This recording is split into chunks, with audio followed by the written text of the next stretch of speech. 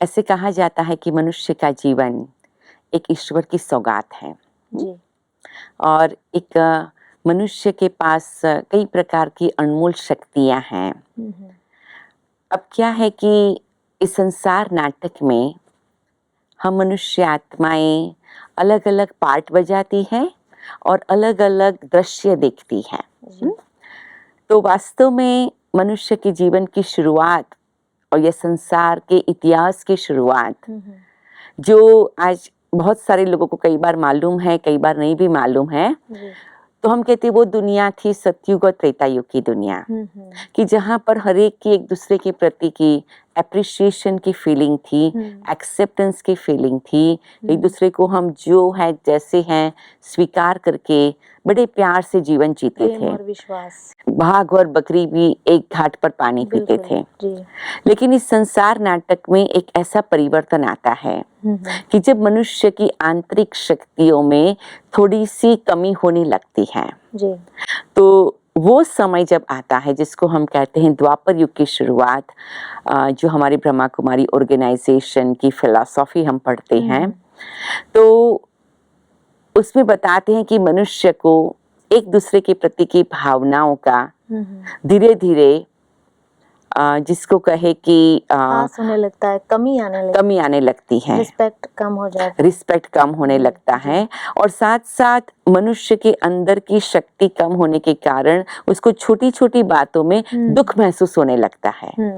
छोटी छोटी बातों में आपस में एक दूसरे के प्रति के व्यवहार में गलत फहमी शुरू हो जाती है। तो आप इसे कैसे डिफाइन करेंगे? क्षमाशीलता, फॉरगिवनेस क्या है? बहुत अच्छी बात मुझे याद आती है, महात्मा गांधी जी को एक बार किसी ने पूछा कि क्षमा देना वो क्या है, तो उन्होंने बहुत अच्छा हमारा संस्कृत का एक शब्द बताया, क्षमा वीरस्य भूषणम। क्षमा देना वो वीर का एक अलंकार है, श्रृंगार है, भूषण है।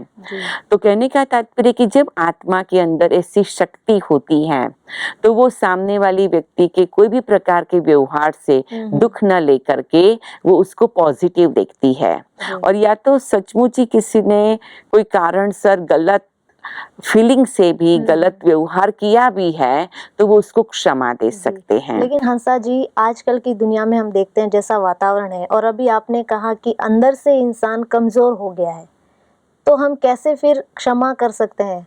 क्षमाशील हम कैसे बने, अपनी वृत्ति में हम कैसे लाएं? क्योंकि हम बहुत छोटी छोटी बात में तुरंत हर्ट हो जाते हैं, उत्तेजित हो जाते हैं। और आजकल तो फैशन हो गया है, गलती करो माफी मांगो, आई एम सॉरी कह देते हैं। हम दूसरों से एक्सपेक्ट करते हैं लेकिन हम नहीं दे पाते हैं। मनुष्य के लिए कहा जाता है कि human being is a social animal, no man is an island, ऐसा इंग्लिश में कहा जाता है कि मतलब कोई भी व्यक्ति अकेला नहीं रह सकता है। और जब दो व्यक्ति साथ में रहेंगे तो उसमें एक म्यूचुअल अंडरस्टैंडिंग होना चाहिए, आपसी समझ, दूसरा म्यूचुअल लव, आपस का प्यार, और तीसरा है म्यूचुअल ट्रस्ट, मतलब आपसी विश्वास। तो आपसी समझ, आपसी प्यार और आपसी विश्वास, जब ये तीन चीजें होती है तो व्यक्ति के संबंधों में स्मूथनेस रहती है, इजीनेस रहती है, जिसको हम कहे सरलता और सहजता रहती है। लेकिन जब ये बातें नहीं होती हैं तो उसका स्थान अपेक्षाएं ले लेती है, एक्सपेक्टेशंस।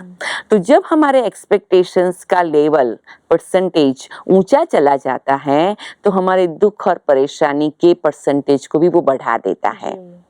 जैसे हमने किसी से अपेक्षा रखी कि ये व्यक्ति मुझे इतना रिस्पेक्ट देगा, अगर उसने थोड़ा कम दिया कोई कारण सर, तो क्या होता है कि हमें दुख लग जाता है। या तो हमको होता है भी देखो इस व्यक्ति को हमने इतना मदद किया लेकिन इस व्यक्ति ने तो हमारी कोई कीमत ही नहीं किया, तो हमको दुख हो जाता है। या तो हम कोई व्यक्ति के लिए सचमुच ही अच्छा कुछ करने गए लेकिन उसने उसको उस ढंग से स्वीकार नहीं किया, तभी भी हमें दुख हो जाता है। जी। तो आजकल ये बात भी है कि व्यक्ति जानबूझ के गलत करता है या झूठ बोल देता है या आपको तकलीफ होवे ऐसा व्यवहार कर देता है और फिर सॉरी कह देता है, हैं? तो कई बार हम हंसी में कहते हैं कि भी आपने आपकी किसी तो को आदत ही चाकू है। लगा दिया और फिर ऊपर में मलहम लगा दिया, लेकिन जो अंदर का दर्द है वो जी। तो रहता है। जी। कई बार ये भी कहते हैं कि भाई चाकू का दर्द तो दवाई से खत्म हो जाएगा, लेकिन दिल पर जो दर्द हो गया वो नहीं वो जाता। कैसे हीलिंग होगा। तो क्षमा एक ऐसा हीलिंग ऑइंटमेंट है, अर्थात कि वो एक ऐसा मरहम का काम करता है जी। कि जो व्यक्ति ने या तो गलतफहमी से या जानबूझ करके जो भी व्यवहार में किया है जिससे संबंधों में ब्रेक हो गया है। क्योंकि कोई भी चीज जब ब्रेक हो जाती है, जिसके लिए कहते भी कांच है, वो जब टूट जाता है तो उसको साथ करने में टाइम लग जाता है, और अगर उसमें थोड़ी सी ब्रेक दरार नजर आती है तो क्षमा है वो ग्लू का काम करती है जी। कि संबंधों को फिर से मरम्मत करके अच्छी तरह से एक दूसरे के साथ लगाती है। लेकिन हंसा जी, नेगेटिव प्रवृत्ति इतनी बढ़ गई है कि हम भूल नहीं पाते हैं। एक कहावत भी है ना, forgiving is the way to forgetting. लेकिन हम भूल नहीं पाते हैं, तो क्या यही रीजन है जो हम माफ नहीं कर पाते, फॉरगिव नहीं कर पाते? एक्चुअली एक बात हमें याद रखनी चाहिए कि इस संसार में कोई भी व्यक्ति ऐसा नहीं है कि जो भूल नहीं कर सकता है। जी। तो हमें ये भी एक सोचना है कि अगर मैं कभी भूल करूं और मैं चाहती हूँ कि कोई मुझे माफ करे, समझे भी मनुष्य मात्र भूलने पात्र, जैसे हमारे गुजराती में कहा जाता है कि मनुष्य है तो भूल हो जाती है, भगवान से भूल नहीं होती है। लेकिन एक बात ये भी है कि हम ये देखते हैं कि मनुष्य का जीवन 4 पहलुओं से बना हुआ है, physical, mental, emotional and spiritual.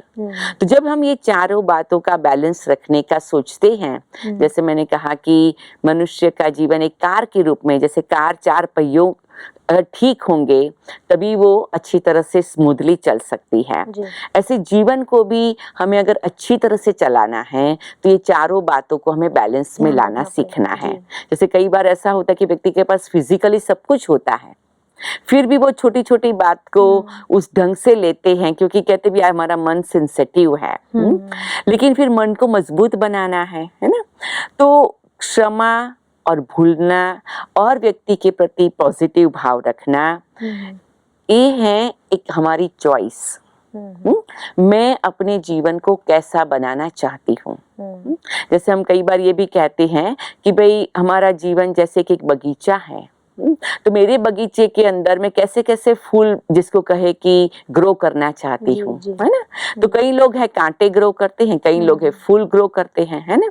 तो हमें ये सोचना है कि देखो गुलाब के पुष्प के साथ भी कांटा होता है, कमल के लिए भी कहा जाता है वो कीचड़ के बीच में पैदा होता है। ऐसे हर प्रकार की अच्छाइयाँ जो कोई भी प्रकार की बुराइयों के बीच में भी जागृत हो सकती है, लेकिन हमारी चॉइस, ये हमारी चॉइस है, जैसा आपने कहा। हाँ जी बिल्कुल सही। बिल्कुल। तो क्या है कि मुझे ये सोचना है कि मैं अपने जीवन को क्या बनाना चाहती हूँ, कैसे बनाना चाहती हूँ। तो अगर हम ये सोचे कि भाई मनुष्य फिजिकल, मेंटल, इमोशनल और स्पिरिचुअल चारों बातों को साथ में लेके चलता है, तो क्या होगा कि उसको वो देखने का नया तरीका मिलता है कि भी माफ करने से मुझे क्या क्या फायदा है। क्योंकि व्यक्ति कोई भी काम तभी करता है जब उसको कोई उसमें फायदा या लाभ नजर आता है। तो आजकल साइंस में भी इस बात की रिसर्च हो रही है कि जब व्यक्ति नेगेटिव सोचता है और जब व्यक्ति पॉजिटिव सोचता है, जब व्यक्ति अवगुणों की बातों को महत्व देता है, जब व्यक्ति गुणों को महत्व देता है, तब उसकी सारी physical, mental and emotional system है उसका कनेक्शन होता है, उसमें चेंजेस आते हैं, हार्मोन्स भी चेंज होते हैं, हार्मोन्स भी चेंज होते हैं, केमिकल्स भी चेंज होते हैं। तो क्या है कि हमारे ब्रेन से लेकर के बॉडी की सारी सिस्टम को ना देखो आजकल लोग काफी अपने स्वास्थ्य के लिए जागृत हो रहे हैं, बिल्कुल। तो मैं तो कहती हूँ कि क्षमा एक स्वास्थ्य की जागृति के लिए भी बहुत जरूरी है, मानसिक शक्तियों के विकास के लिए भी बहुत जरूरी है, जी। और हमारी अंदर की भावनाओं को जागृत करने में भी बहुत मदद करती है। टॉनिक है, पावरफुल इट्स अ टॉनिक है। Kind of very powerful Powerful tonic, tonic, yes, yes. yes. क्योंकि क्या है कि जो हम सोचते हैं और जिस प्रकार का जीवन हम जीते हैं, जैसे कहते भी शरीर के लिए अच्छा भोजन खाना चाहिए। जैसे आजकल कैलिफोर्निया में तो सबको बहुत स्वास्थ्य की जागृति है, तो कहते ऑर्गेनिक खाना खाओ, कि जिसमें कोई भी प्रकार के केमिकल्स ना हो। तो जो नेगेटिव थॉट्स हमारे मन के लिए हैं, वो जैसे कि गलत प्रकार के केमिकल्स हैं। जब अच्छे गुण हैं और विशेष करके जो क्षमा भाव का गुण है, वो हमारे ब्रेन के लिए और हमारी बॉडी के लिए कि जैसे एक अच्छा सा ऑर्गेनिक टॉनिक का या एक एनर्जी का, शक्ति का काम करता है। हंसा जी, ये बहुत अच्छा एग्जाम्पल दिया आपने, बिल्कुल सहमत हूँ आपकी बात से। लेकिन क्षमाशील बनने में क्या क्या बाधाएं आ सकती है, क्योंकि नेगेटिविटी इतनी अंदर भर जाती है और हम इतने सेंसिटिव है मन से, भावनाओं से, दिल से, तो क्या क्या बाधाएं आ सकती है अगर मुझे क्षमाशील बनना है? क्योंकि मुझे क्षमा चाहिए तो मुझे भी क्षमाशील बनना पड़ेगा, तो इसकी क्या बाधाएं आ सकती है इसमें? मैं है ना इसके बारे में अब एक बहुत अच्छी सत्य घटना सुनाना चाहूंगी जी। हवाई में अभी भी कोई व्यक्ति अगर गूगल करेंगे तो उनको और भी डिटेल मालूम पड़ेगा उसके बारे के, यूट्यूब्स पर वीडियोस भी अवेलेबल है। डॉक्टर ह्यू लेन ने, जो कि बहुत बड़े थेरापिस्ट थे, उन्होंने ये क्षमा भाव के बारे में काफी अच्छा एक्सपेरिमेंट किया था। अच्छा। तो बताते हैं कि हवाई में एक ऐसा प्रिजन था कि जहाँ पर जो क्रिमिनल्स थे वो बहुत आउट ऑफ कंट्रोल थे। अच्छा। जो जल्दी से किसी की थेरापिस्ट की बात नहीं मानते थे। कि विदेश में क्या होता है कि प्रिजन्स में थेरापिस्ट होते हैं कि जो क्रिमिनल्स हैं, जो प्रिजनर्स हैं, उनको कई बातों से समझाते हैं, मदद करते हैं, काउंसलिंग करते हैं ताकि उनका भविष्य अच्छा बन जाए। तो क्या होता था कि इस प्रिजन में जो भी थेरापिस्ट जाते थे तो प्रिजनर्स कोऑपरेट नहीं करते थे, तो फिर वो थेरापिस्ट रह नहीं सकते थे। तो फाइनली डॉक्टर ह्यू लेन ने सोचा कि चलो जॉब के लिए स्वीकार किया। ये कोई थेरापिस्ट जॉब के लिए जाते भी नहीं थे। Anyway, to make a long story short, क्या हुआ कि उन्होंने मैनेजमेंट को कहा कि मैं इन लोगों को थोड़ी बहुत मदद कर सकता हूँ, लेकिन मेरा मदद करने का तरीका अलग होगा। तो मैनेजमेंट ने कहा क्या होगा? तो कहा मैं इन लोगों को फिजिकल नहीं मिलूंगा। तो कहा आप क्या करेंगे, कैसे थेरापी करेंगे? तो कहते मैं अपने ऑफिस में बैठ के उनकी केस फाइल है वो स्टडी करूंगा। तो कहा what are you going to do, आप ऐसे क्या करेंगे? तो उन्होंने कहा कि I want to do this an experiment, तो मैं आपको एक्सपेरिमेंट के बाद बताऊंगा, आप मुझे इतनी परमिशन दो। तो वो डॉक्टर क्या करते थे कि अपनी ऑफिस में बैठ करके एक एक केस फाइल को लेकर के उसके सामने देख करके, इट्स वेरी इंटरेस्टिंग, वो संकल्प करते थे कि मैं तुम्हें क्षमा करता हूँ और भगवान का तुम्हें आशीर्वाद मिले, वाइब्रेशंस, और उनको वाइब्रेशंस देते थे। हाँ, क्योंकि उनका कहना था कि संसार में जो कुछ भी होता है, चाहे पॉजिटिव या नेगेटिव, हम दोनों बातों के लिए इंडिविजुअली एंड कलेक्टिवली जिम्मेवार है। बिल्कुल सही, बराबर ना? जैसे आज कोई व्यक्ति बहुत अच्छी इन्वेंशन करता है तो उससे भी पूरे समाज को फायदा होता है। और अगर कोई व्यक्ति गलत हो जाता है तो वो भी कोई ना कोई रीति से सारा समाज जिम्मेवार है। तो उसने कहा कि मैं समझता हूँ कि आज एक व्यक्ति क्रिमिनल बना है तो उसके लिए मैं भी जिम्मेवार हूँ, तो मैं उससे माफी मांगता हूँ। अब वो क्रिमिनल बना है, उसके पास जाकर के मैं माफी मांगू, वो तो वो समझने के लिए रेडी नहीं है मेंटली एंड इमोशनली, तो मैं उसको उसके वाइब्रेशन भेजूंगा। तो ये जो हम बात कर रहे हैं आध्यात्मिक पहलू की बात कर रहे हैं। तो एक प्रकार की वो मेडिटेटिव स्टेज में एक्सपेरिमेंट करते थे। तो वो ऑफिस में बैठ करके वो फाइल को अपने हाथ में लेकर के बहुत दिल से भगवान को प्रार्थना करते थे और वो व्यक्ति से जिसका केस फाइल था उससे क्षमा मांगते थे जी। कि प्लीज फॉरगिव मी, मुझे माफ कीजिए और भगवान की आपके पर आशीर्वाद कृपा रहे ताकि आपका मन और जीवन अच्छी बातों से भरपूर हो। और वो उतने टाइम पर वो एक्सपेरिमेंट करते थे, वाइब्रेशन देते थे जब तक उनको फील होता था कि उस व्यक्ति को वो वाइब्रेशन पहुंच रहे हैं। जरूर होते होंगे। हाँ, तो उसके बाद क्या होने लगा इंटरेस्टिंगली कि धीरे धीरे वो सारे क्रिमिनल्स के दिल दिमाग पर उसका असर होने लगा। Very good. तो क्या है कि देखो संसार में हम किसी के भी साथ रहते हैं, चाहे माँ बाप पति बच्चे बहन भाई और कोई भी संबंध है, अब हम सबके साथ मिलजुल के रहना चाहते हैं, सबसे आनंद पाना चाहते हैं, तो हमें ये करना होगा कि हमें बड़ा दिल रखना होगा। लेकिन हंसा जी, हम बाहर की दुनिया के भी कांटेक्ट में आते हैं। आपने कहा बड़ा दिल होना चाहिए, क्षमावान बनना चाहिए, लेकिन क्षमा करने का क्या ये अर्थ है कि हम फिर से धोखा खाने के लिए तैयार हो जाए या लोगों को फायदा उठाने दें? क्योंकि ये भी होता है जी, अगर हम माफ करते हैं बार बार किसी को जी, तो ये भी हो सकता है जी। तो इसका क्या ये अर्थ है? क्षमा एक ऊंची प्रकार की क्वालिटी है, एक अच्छा गुण है। तो कहा जाता है कर्मों की गति के प्रमाण गोज अराउंड कम्स अराउंड। जब मैं किसी को कुछ अच्छाई देती हूँ तो आज नहीं तो कल वो अच्छाई मेरे पास आएगी। जैसे कहते कि अगर आपने मीठा बीज डाला है तो मीठा फल ही मिलेगा। लेकिन कई बार क्या होता है कि क्षमा और सब प्रकार के जो गुण हैं वो एक पैकेज में होते हैं। तो देखो आज कभी मेरे साथ किसी ने गलत व्यवहार किया तो थोड़ी धीरज रखनी पड़ती है। अब मैंने क्षमा किया, लेकिन हम एक बात सीखते हैं यहाँ ब्रह्मा कुमारी फिलॉसफी में कि क्षमा के साथ साथ हमें ज्ञान युक्त क्षमा करना है। जी।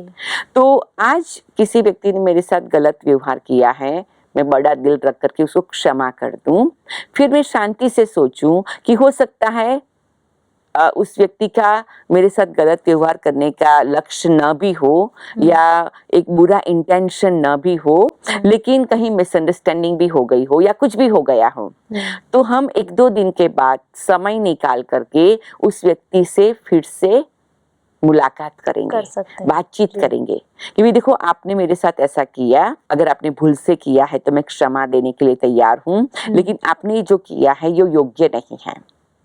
और ऐसा करने से हम अपने संबंध की जो आपसी हार्मनी है या लविंग फीलिंग है, प्यार की भावना है, उसको हम ब्रेक कर रहे हैं। तो अब हम दोनों को मिलकर के सोचना है कि हमें किस क्वालिटी का संबंध रखना है। जी। तो अगर हम एक बार समझ लेते कि हमें इस क्वालिटी का संबंध रखना है और इस संबंध को हम इस ढंग से निभाएंगे तो क्या होगा कि एक दूसरे की समझ, जैसे मैंने आगे भी कहा, mutual understanding, mutual love and mutual trust. तो हम कई बार समझाते हैं लोगों को कि क्या है कि कोई भी प्रकार के संबंध जिसके भी साथ आप रखते हैं, शांति से बैठ करके वो संबंध की एक रूपरेखा बनाओ। जी। कई बार क्या होता है कि एक्सपेक्टेशन ज्यादा है, इसीलिए भी व्यक्ति को सेंसिटिविटी आ जाती है और कहते हैं कि भाई देखो मैंने तो इतनी आपसे अपेक्षा रखी थी, आपने क्या किया, मेरे को तो धोखा हो गया। लेकिन वो सामने वाला व्यक्ति सचमुच इतनी अपेक्षा के लिए रेडी था? बिल्कुल बराबर ना। तो अगर सामने वाला व्यक्ति रेडी नहीं था तो मुझे धोखा नहीं समझना चाहिए। लेकिन मैंने मान लिया था कि शायद मैं इतना एक्सपेक्ट कर सकती हूँ। मतलब हमारा अंडरस्टैंडिंग लेवल उस तरह का हो, हाँ, उस लेवल पे हो कि हम ये भी समझ पाए। जी, इसीलिए म्यूचुअल अंडरस्टैंडिंग रखना है। फिर जितना म्यूचुअल अंडरस्टैंडिंग होगा इतना म्यूचुअल लव होगा। जैसे कई बार कई माँ बाप कहते हैं कि मैंने तो सारी जिंदगी अपने बेटे को इतना वो किया, अभी बड़ा होकर के वो हमारे सामने भी नहीं देखते, हमको बहुत दुख हो गया। लेकिन बेटा कहता है कि देखो आपने मेरे में जो अपेक्षाएं रखी, लेकिन उसके बाद मेरी भी कोई इच्छाएं थी, तो आपने वो भी समझना था। तो कई बार क्या होता है कि हम, या कई बार बच्चे कहते कि हमने अपने माँ बाप के लिए इतना किया और माँ बाप ने नहीं किया। या तो और कोई भी संबंध में, चाहे पति पत्नी के संबंध में या चाहे भाई बहन के संबंध में भी। तो कहने का तात्पर्य ये होता है कि व्यक्ति को अपने स्वरूप को, अपनी स्थिति को स्वीकार करना सीखना है। बिल्कुल। और दूसरा, जब हम आपस में मिलते हैं तो एक ऐसी मन के अंदर और व्यवहार में भी प्रैक्टिकली रूपरेखा बनानी है कि आप हमारे लिए इतना करेंगे, हम आपके लिए इतना करेंगे। जी। दूसरी बात है कि जैसे समझो, ये मैंने माँ बाप का एग्जाम्पल दिया, तो माँ बाप के दिल में शुरू से ये होना चाहिए जी। कि मैं अपने बच्चे को अपनी इच्छा से इस रीति से आगे बढ़ा रही हूँ या बढ़ा रहा हूँ, लेकिन भविष्य में वो जो भी प्रकार का जीवन पसंद करे, जो भी उसकी चॉइस हो, उसको भी मैं रिस्पेक्ट दूंगी, उतना उसको भी स्पेस देना चाहिए। उसको स्पेस दूंगी, बजाय कि मैं उसका दुख उठाऊंगी। तो जब कोई भी कर्म अच्छा होता है, उसके पीछे अगर अपेक्षाओं का लोड होता है और हर्ट हो जाते हैं, फिर और हर्ट माफ हो नहीं जाता है। करते। एग्जैक्टली बिल्कुल, राइट। बिल्कुल। लेकिन हम शुरू से ही ये रखें कि भाई मुझे अपने स्वमान में रह के काम करना है, और जो काम मैं कर रही हूँ, मैं जो किसी को कुछ दे रही हूँ, तो वे मैं अपनी उदारता से दे रही हूँ, एक गिफ्ट के रूप में दे रही हूँ, एक फर्ज के रूप में कर रही हूँ, एक कर्तव्य के रूप में कर रही हूँ, जिससे मेरे जीवन में मुझे आनंद और सुख मिलता है। क्योंकि हर कर्म मुझे सुख और आनंद मिलता है, तो फिर हमें क्षमा करना सहज हो जाएगा। जी।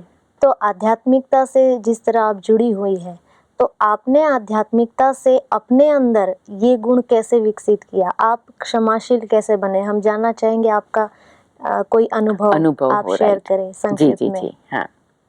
ऐसा होता है कि देखो, जैसे अभी मैं भारत के बाहर सेवा पर हूँ, तो कई पश्चिमी भाई बहनों से मिलना जुलना होता है। तो जैसे मैंने यही कहा कि पश्चिम के देशों में एक दूसरे के प्रति की भावनाएं बहुत जल्दी से सूख जाती हैं। तो क्या है कि हम ये बात का बहुत अच्छा प्रयोग करते हैं, क्योंकि कई बार जैसे भारतीय संस्कृति में तो एक कई ऐसे प्रकार के हमारे मूल्य हैं, मर्यादाएं हैं। तो जैसे मैंने कहा, महात्मा गांधी ने, गौतम बुद्ध ने, और कई ऐसे हमारे पास ऐसे इतिहास में महान आत्माएं हैं कि जिन्होंने क्षमा की बात बताई है। लेकिन अमेरिका में विशेष करके ये बातें है नहीं। जैसे यूरोपियन कंट्रीज में हम लोग कहते क्रिश्चियनिटी है, अमेरिका में भी क्रिश्चियनिटी है। क्राइस्ट ने कहा था कि ये आत्माएं मुझे जो कुछ भी कर रही है, भगवान उसको माफ करना, जब क्राइस्ट को क्रॉस पर चढ़ाया गया था। तो कई चर्चिस में भी काफी क्षमा आदि की बातें बताते हैं, लेकिन ये जो आपस की म्यूचुअल अंडरस्टैंडिंग को बढ़ाने की बातें हैं, वो उनको टाइम लगता है। तो जब वो हमारे पास आते हैं तो हम उनको समझाने का प्रयत्न करते हैं। लेकिन कई बार क्या होता है कि कई आत्माएं कुछ एक्स्ट्रा एक्सपेक्टेशन से आती है, तो हम उनको धीरे धीरे मदद करना चाहते हैं। तो कई बार ऐसा होता है, तो एक दो बार हमारे साथ भी ऐसा हुआ कि कोई आत्माएं हैं, कोई भाई बहनें थे कि जिनकी कोई अलग अलग प्रकार की अपेक्षाएं थी, और हम सोचते हैं कि भी हम तो आध्यात्मिकता के द्वारा उनकी लाइफ को टोटल हेल्प करना चाहते हैं। तो एक दो बार उनको ऐसा लगा, तो हमने मेडिटेशन किया कि परमात्मा इस आत्माओं को, दिल दिमाग को ऐसी हीलिंग दो, क्षमा की भावना दो। तो उन्होंने क्या व्यवहार किया है, वो बात को हमने बाजू में रख दिया। तो क्षमा को 3 रीति से लेना है।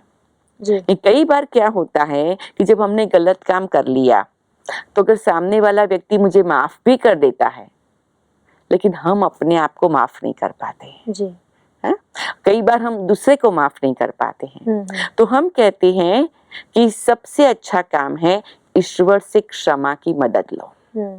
इसलिए भारतीय संस्कृति में ईश्वर को क्षमा का सागर कहा गया है। जैसे मंदिर में जाके हम आरती भी गाते हैं, तो उसमें भी हम कहते हैं कि भी आप क्षमावान हो।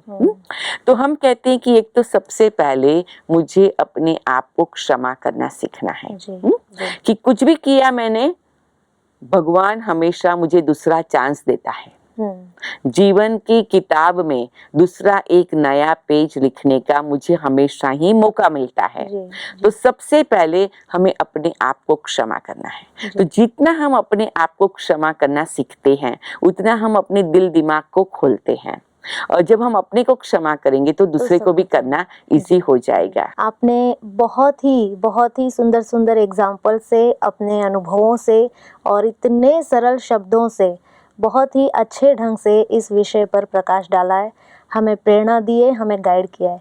इसके लिए आपका बहुत बहुत शुक्रिया, बहुत बहुत ओम धन्यवाद। शांति। ओम शांति। जैसा कि आपने सुना, क्षमाशीलता ये अपने आप में बहुत ही बड़ा गुण है और मानवता का सबसे बड़ा गुण भी है और धर्म भी है।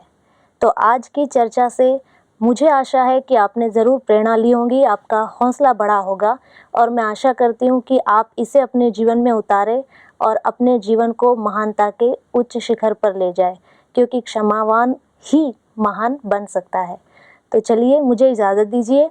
अगले अंक में हम नए मूल्य के साथ इस यात्रा को जारी रखेंगे। तब तक के लिए धन्यवाद।